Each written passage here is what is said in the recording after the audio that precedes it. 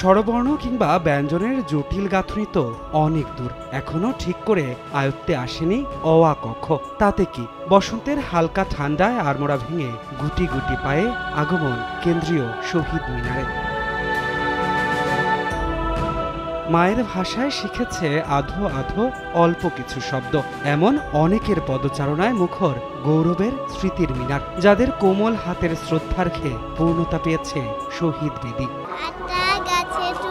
পাখি ডালিম গাছে এত ডাকি গো কথা কও না কেন গো। সকালে ঘুম থেকে উঠে রেডি হয়ে শহীদ মিনারে এসে ফুল দিয়ে তারপর এসেছি।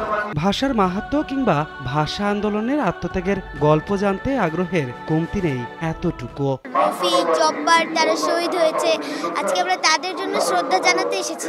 আজকের দিনে আমাদের বাংলা ভাষার জন্য, মাতৃভাষার জন্য আন্দোলন হয়েছে। বয়সটা যাদের শিশু থেকে পা দিয়েছে কৈশোরের কোটায়, তারা আবার কাঁধে নিয়েছে ভিন্ন দায়িত্ব। কেউ রোভার স্কাউট, কেউ বিএনসিসি, কেউ আবার দায়িত্ব সামলাচ্ছেন গার্লস গাইড হিসেবে। জনসাধারণের নিবেদিত শ্রদ্ধার্ঘ্য তাদের হাতেই পরিণত হয়েছে মহার্ঘে। তারা সাজিয়ে তুলেছে শহীদ মিনারকে। এটা প্রথমবার, কিন্তু আমি চাই এটা বারবার হোক। এই ডিউটিটা করা সবচেয়ে বড় প্রাপ্তির এবং সবচেয়ে বড় সম্মানের। এতটুকুই আমাদের প্রাপ্তি যে আমরা প্রোগ্রামটা, পুরো অনুষ্ঠানটা সফলভাবে সুশৃঙ্খলভাবে শেষ করতে পারি। যখন কালের বিবর্তনে চর্চা কমছে, মায়ের ভাষার বিকৃত হচ্ছে প্রতিনিয়ত, ঠিক তখন শিশু কিশোর তরুণের এই প্রয়াস যেন বাংলা এবং বাঙালির গর্বের জয়ধ্বনি। নেক্সট প্রজন্মকে নিয়ে আসা মানে এই ভবিষ্যতে যাতে ইতিহাস কখনো মুছে না যায়। নবীনরাই এগিয়ে নিয়ে যাবে এই দেশকে, আমরা হাতে হাত রেখে এই দেশকে এগিয়ে নিয়ে যাব।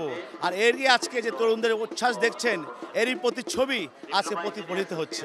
সবাই মিলে অক্ষুণ্ণ রাখতে হবে ভাষার মর্যাদা, অবিকৃত রাখতে হবে ভাষা আন্দোলনের ইতিহাস। মহান শহীদ দিবসে এই হোক শপথ সকলের।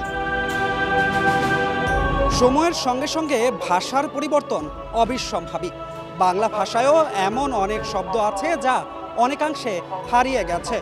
কিছু কিছু শব্দ নিয়ে অভিযোগ আছে বিকৃতিরও। তাই আজকে শহীদ মিনারে আগতরা বলছেন, ভাষাকে রক্ষা করতে দায়িত্ব নিতে হবে তরুণ সমাজকেই।